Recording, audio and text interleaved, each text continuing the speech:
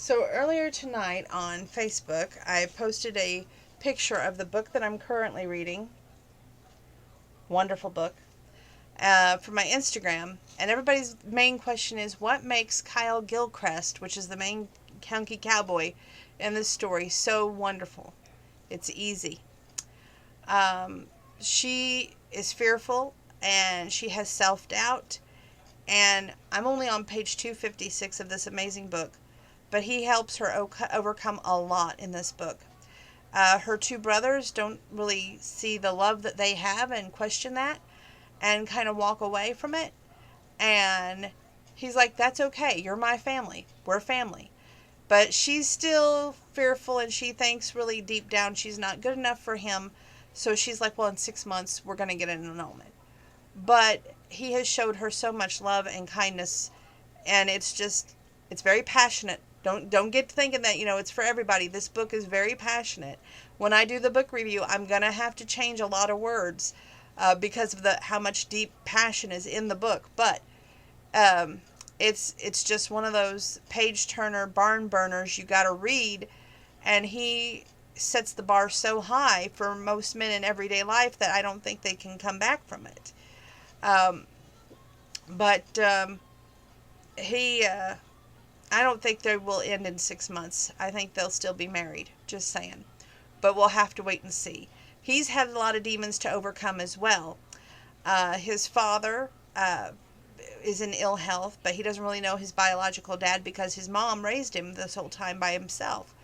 And he was an only child, and he was very bitter towards his father. So his mom calls and says, your dad wants to meet you, and he tries to get there as soon as he can, but unfortunately he doesn't make it there in time.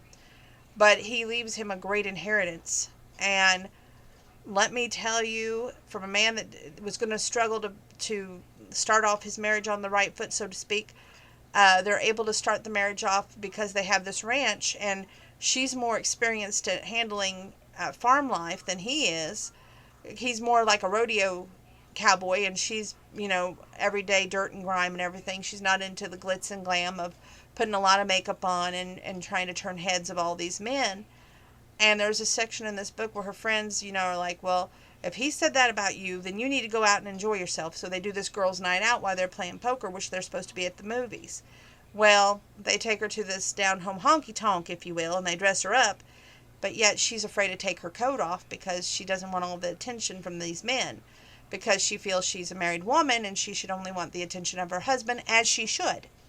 So therefore, she gives him a call and he says, well, aren't you at the movies and you'll come home afterwards? And she's like, no, I'm here at this bar with my friends. He immediately cuts the game short, as most of the husbands do, because there's two other girls at the bar who are married there as well. And he is like, he's wanting to tell her, hey, I'm proud of you. Not only for giving me a call, but for saying that you feel like you're not comfortable in that situation. And he does the one thing that most women die for. He shows the world that he's not ashamed to be with her.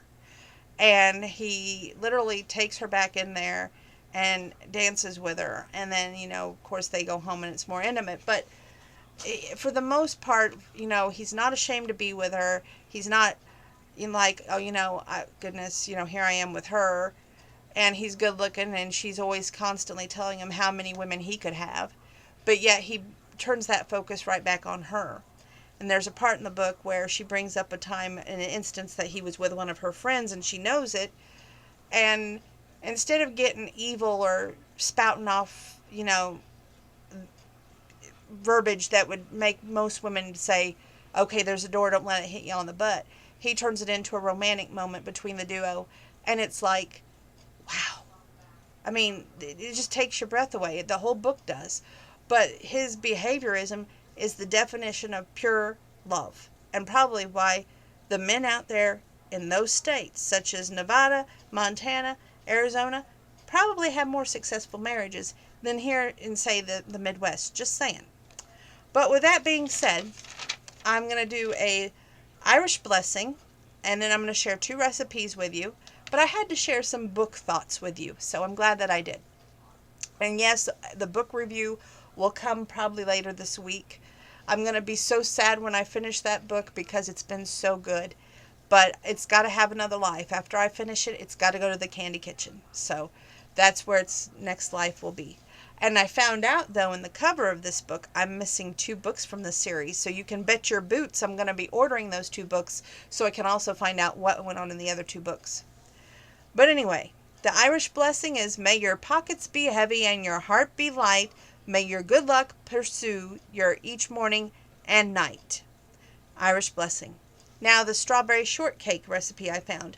I think this is more like something you would make in the blender, because listen to this.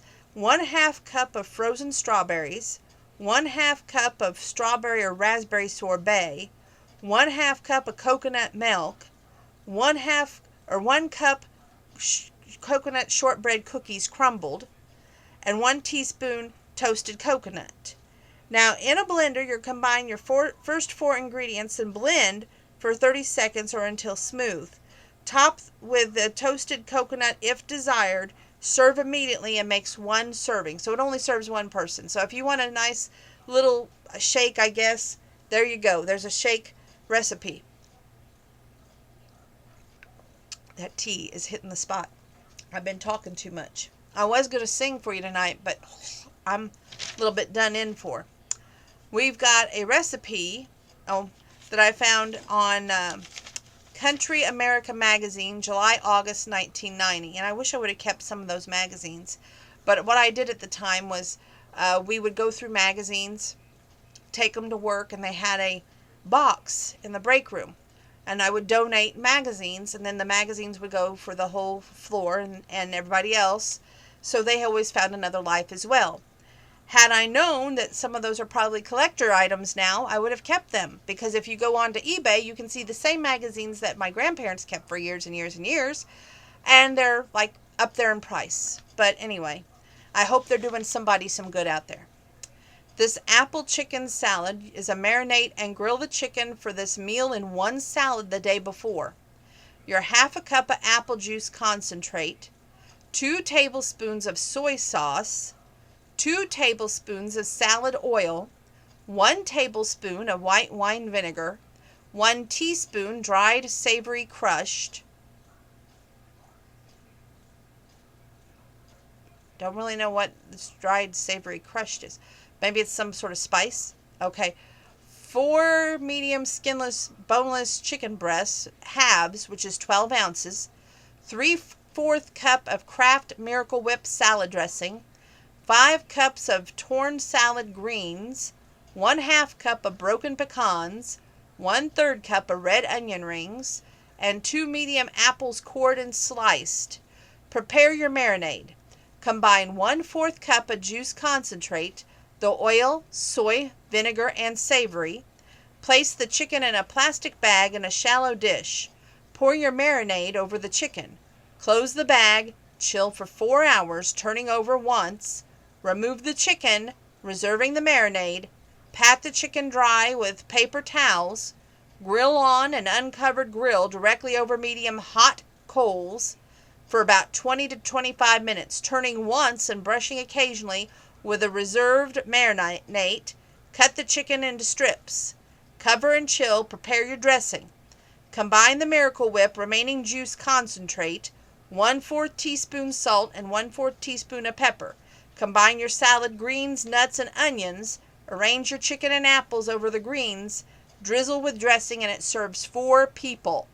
So that's pretty nice right there. I will be taking pictures, posting them up on Instagram, both of the strawberry shortcake and the apple chicken salad. So hopefully one of y'all can use those recipes out there. One treat while you make your salad so you serve everybody else for supper, right? Anyway, thank you for tuning in. I will give you my usual. Make sure that you're keeping your social distance. You're washing your hands. When you cannot wash your hands, you are using your hand sanitizer, which is hidden behind my tea tonight. And after you use that hand sanitizer, you're always wearing your mask. You don't have an excuse. We will be doing this until 2022. Dr. Fauci has already said, accept the facts of life, kids. Stop fighting what we need to do. Right is wear the mask. Stop it. And I hope when I get my new Yellowstone mask, I'll model it for you right here on YouTube. before I do anything else. So you guys will get the jump on that. If you want to see my Rip mask, yeah, Rip. I have a Rip Wheeler Yellowstone mask. I love it. I took a picture of myself when I shopped at JCPenney's with my mother here about 4 weeks ago, now going on 5 weeks. And it's on my Snapchat, which is also on my Facebook. But I have my glasses on, and I hate my glasses. Y'all know how much I hate being seen with my glasses. I just hate it, hate it, hate it, hate it. But at the time, I didn't take them off. I made the mistake of wearing them. And anyway, check out that Rip Wheeler Yellowstone mask. My new one will just be Yellowstone Dutton Ranch. So, and it's got the Yellowstone fabric, so it looks authentic, like it's from the ranch. Really excited about getting that as well. Okay, well, that's all my notes and that I'm going to say with you tonight, so you got to stay tuned for tomorrow. I wish you much faith, hope, and love and joy, much prosperity in the bank and in your heart. And remember, giving is the best gift that you can give is to receive, and you don't expect anything but a thank you when you do a nice gift for someone else, whether it's hold a door, help them pay a bill. Like, by that I mean, if you see someone struggling or they don't know how they're going to afford something at the cash register, you say, here, let me help you. You know, do something that's an act of kindness, and don't expect anything in return but a thank you, so that they can pay it forward and hopefully help someone else. And with that, I'll answer the question about my hair before I turn y'all loose. Everybody keeps asking, how long are we going? I'm going to try and go down to my waistline, probably right below the belt line. And then, of course, you know, I'm going to donate. So my grandpa the other day said, it's time to donate now. I said, no, not yet. He's not used to my hair being, this is probably the longest I've let it, I don't think the longest I've ever got. I think the longest I ever got was right here. Well, it's about the same length, isn't it? So we'll just have to wait and see on that, but we're nowhere near donating time, so just get used to it. Love each and every one of you, and may you have a better and brighter tomorrow. God bless.